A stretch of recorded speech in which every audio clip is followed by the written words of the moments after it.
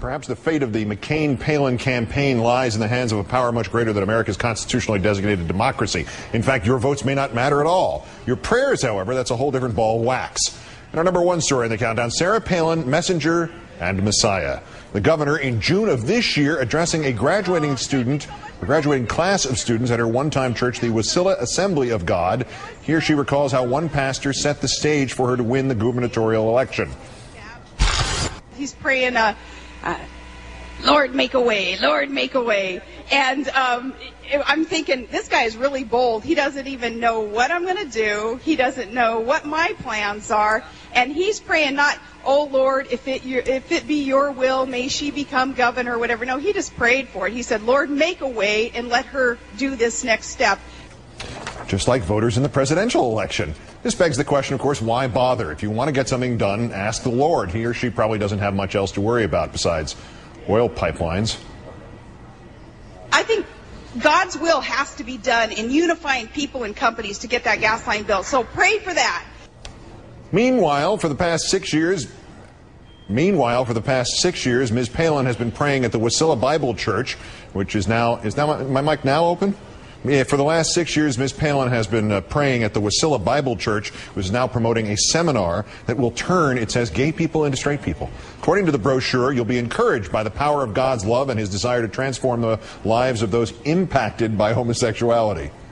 Oh, no, I'm not going to say it. For the record, the governor has not made any public statement about the Pray Away the Gay movement, nor yet about the report tonight from the former pastor there and a fellow parishioner that worshipers not only believe in the rapture and that Governor Palin has spoken of Alaska as being a refuge for that supposed lifting up of those true believers, but also that they speak in tongues, in other words, in words or sounds neither they nor anybody else understand.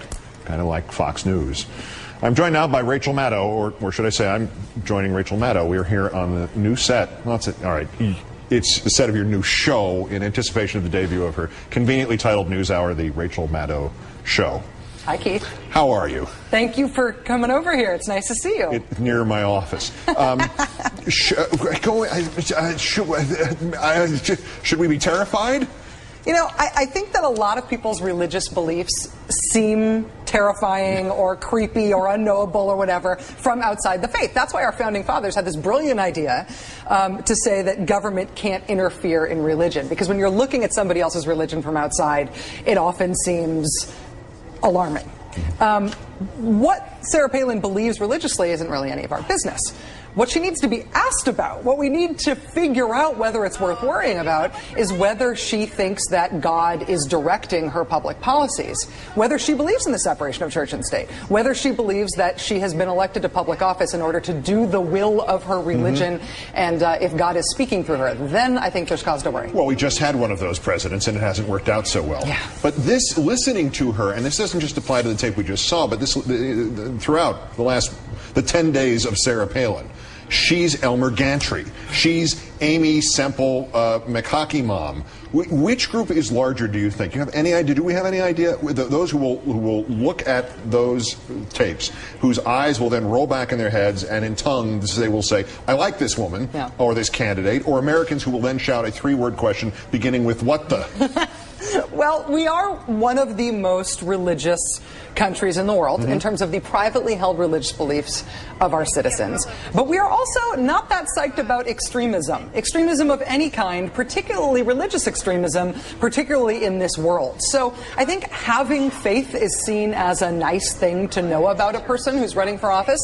Of course, there's no religious test for office, but Americans think that says something nice about your character and what kind of person you are.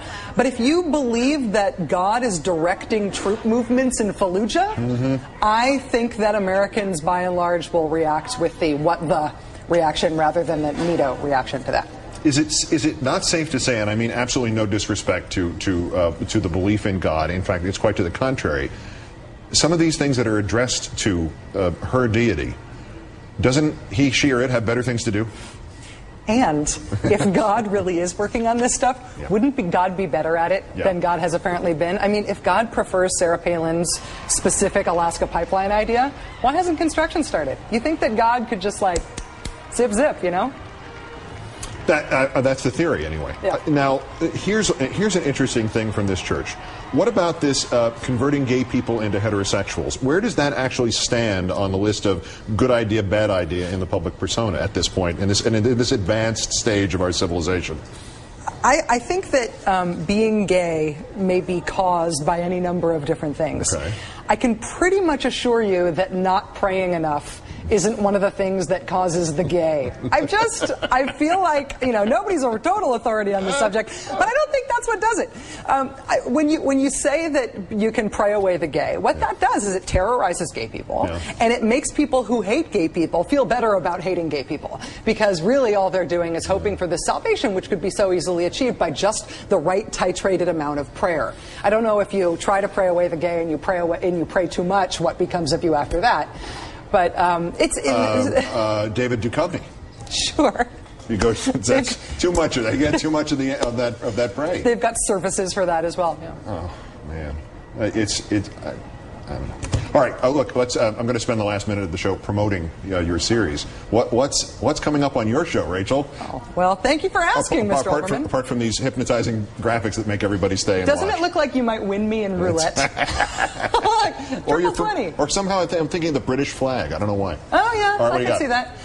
Well, this guy on our network scored an interview with Barack Obama. Oh, him. So we're going to be talking a little bit about the Barack Obama interview. You're because that's a big deal. you're starting with that guy? Yeah. He's won way too much. We've also got some weird news tying T-ball. Yesterday was the 7th and final T-ball game of the Bush administration, tying T-ball to the Iraq War and some of the unfinished business between the Bush administration and the Pentagon. This is the Joint Chiefs of Staff T-ball league, right? That's right. Yeah, okay, great. They needed a third base coach. They knew where to look.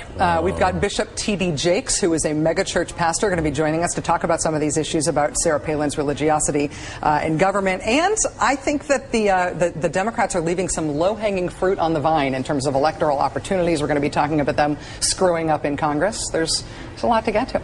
And then what are you going to do tomorrow night and the rest of the year and then the year after that? What are you going to do? Have you thought about that at all? Okay, no to answer that question. No. Our own Rachel Maddow, host of the Rachel Maddow Show on MSNBC. Great, thanks. Thanks, Keith. Why is she running away? That's countdown for this, the 1,958th day since the declaration of mission accomplished in Iraq. I'm Keith Olbermann. Good night and good luck. Pray for our military. He's going to be deployed in September to Iraq. Pray for our military men and women who are striving to do what is right also for this country, that our leaders, our national leaders, are sending them out on a task that is from God. That's what we have to make sure that we're praying for. This crusade, this war on terrorism, is going to take a while.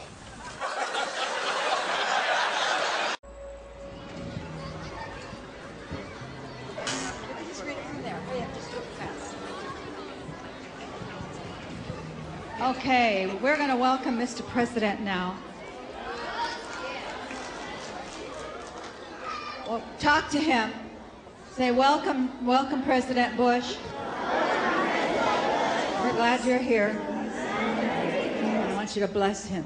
Speak a blessing to him. Would you do that? Reach your hand to speak a blessing to him.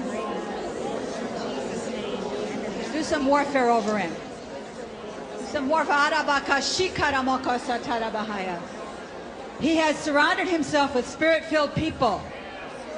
So pray in the Spirit over him. Here he is. He's come to visit us. Yes, Lord. Thank you, Jesus. Tell him, Mr. President. Mr. President. One nation under God.